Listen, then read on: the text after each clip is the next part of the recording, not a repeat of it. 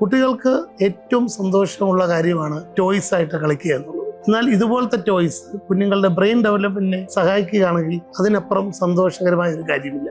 ഓരോ കാലഘട്ടത്തിലും ഓരോ ഏജിലും കുഞ്ഞുങ്ങളുടെ ഡെവലപ്മെന്റൽ മൈൽ സ്റ്റോൺസിനനുസരിച്ച് ഓരോ ടോയ്സും സഹായിക്കുന്നതാണ്. കുഞ്ഞ് ജനിച്ചു കഴിഞ്ഞ് ഒരു 2-3 മാസം നമ്മൾ കുഞ്ഞിനെ ക്രിബിൽ കിടത്തുമ്പോൾ മുകളിൽ കെട്ടിത്തൂക്കിയിടുന്ന നഴ്സറി മൊബൈൽ പോലത്തെ ടോയ്സ് അതുവരെ കുഞ്ഞിന് സഹായകരമാണ്. കുഞ്ഞ് അത് നോക്കുമ്പോൾ കുഞ്ഞിന്റെ കോൺസെൻട്രേഷനും കുഞ്ഞിന്റെ ഹിയറിങ്ങും ഇതെല്ലാം ഇമ്പ്രൂവ് ചെയ്യുന്നതാണ്. അറ്റൻഷൻ സ്പാനും ഇമ്പ്രൂവ് ചെയ്യുന്നതാണ്. പിന്നെ അങ്ങോട്ട് വരുമ്പോൾ ഒരു 5 മാസം 6 മാസം കഴിയുമ്പോൾ ഒരു കുഞ്ഞ് ഒരു കയ്യിൽ നിന്ന് മറ്റേ കയ്യിലോട്ട് ഓബ്ജക്ട്സ് ട്രാൻസ്ഫർ ചെയ്യാറുണ്ട്. അവരുടെ ഗ്രാസ്പ് റിഫ്ലെക്സ് അപ്പോഴാണ് ഡെവലപ്പ് ചെയ്യുന്നത്. ഈ സമയത്ത് നമുക്ക് കൊടുക്കുന്ന റാറ്റിൽസ്, നമ്മൾ കോമൺലി യൂസ് ചെയ്യുന്ന റാറ്റിൽസ്, അത് കൊടുത്താൽ കുഞ്ഞിന്റെ ഹാൻഡ് ആൻഡ് ഐ കോർഡിനേഷനെ സഹായിക്കുന്നു, അവരുടെ ഗ്രാസ്പ് റിഫ്ലെക്സിനെ സഹായിക്കും, അവരുടെ സെൻസറി സിസ്റ്റത്തെ സഹായിക്കുന്നു. കുറച്ച് കഴിഞ്ഞ് വരുമ്പോൾ 6 മാസം കഴിഞ്ഞ് മുന്നോട്ട് വരുമ്പോൾ കുഞ്ഞുങ്ങൾ കൂടുതൽ ബ്രെയിൻ ഡെവലപ്പ് ആകുന്നു. നമുക്കറിയാം ഇപ്പോഴത്തെ ഏറ്റവും വലിയ ഈ ഒരു സെഞ്ചുറിയിലെ ഏറ്റവും വലിയൊരു ശാപം എന്ന് പറഞ്ഞാൽ കുട്ടികളുടെ അമിത മൊബൈൽ യൂസ് ആകും. വേറെ ഫിസിക്കൽ ആക്ടിവിറ്റിയിൽ പോകത്തില്ല. അവർ ഒബീസിറ്റി ഉണ്ടാകുന്നു, അവർക്ക് സ്ലീപ്പ് പ്രോബ്ലംസ് ഉണ്ടാകുന്നു. കമ്പ്യൂട്ടർ വിഷൻ സിൻഡ്രോം എന്നുള്ളൊരു ഇഷ്യൂ തന്നെയുണ്ട്. കണ്ണിന് റിഫ്രാക്റ്റീവ് എറർ,